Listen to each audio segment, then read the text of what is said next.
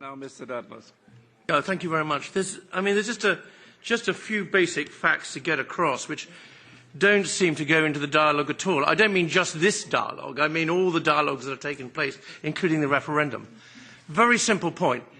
If you want to export goods to another country, you have to obey the regulations in that country. If you want to export cars to the United States, as Germany does in huge volumes and value, German car manufacturers have to obey US regulations.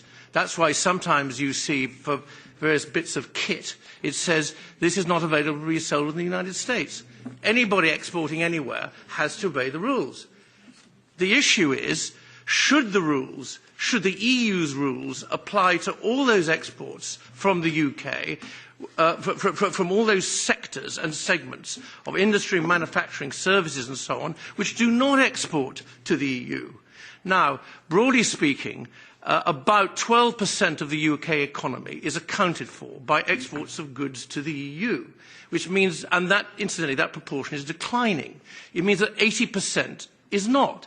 Now, the problem with EU membership, the problem with membership of the single market, the problem with the European Court of Justice, Julia Curtin-Darling, is that if you're in the single market and if you're in the EU, it means that the 88% plus, which will be 90% in about 18 months' time, of the British economy, which has got nothing to do with the EU, is nonetheless falls under the burden, and it is a burden, of all the EU's laws, rules, regulations and directives.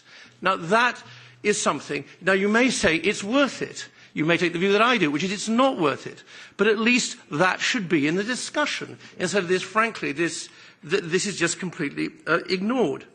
European Court of Justice, what the European Court of Justice does, amongst other things, is it enforces the rules of the single market.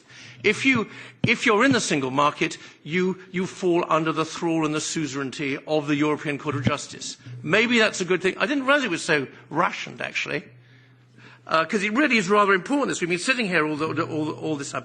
And I'll just make one final point. I really am very quick. I'll pray with the indulgence of the Chairman. We sit here in the International Trade Committee of the European Parliament with our distinguished colleagues and our even more distinguished chairman, discussing a lot of time about trade agreements. But the fact is, you don't need a trade agreement in order to be able to trade successfully and to trade profitably. And the fact of the matter is, the three biggest exporters to the European Union, namely the United States, China and Russia, don't have trade agreements with the European Union, nor do 5 of the top 10 traders, nor do 11 of the top 20. You don't need a trade agreement in order to be able to trade. And I think this whole report is looking at it from the wrong end of the telescope. It should really be from the other way up. It should answer the question, that is, what would it be like if there was no trade agreement and we trade under World Trade Organization rules? That is the discussion which we ought to be having. Thanks a lot, Professor.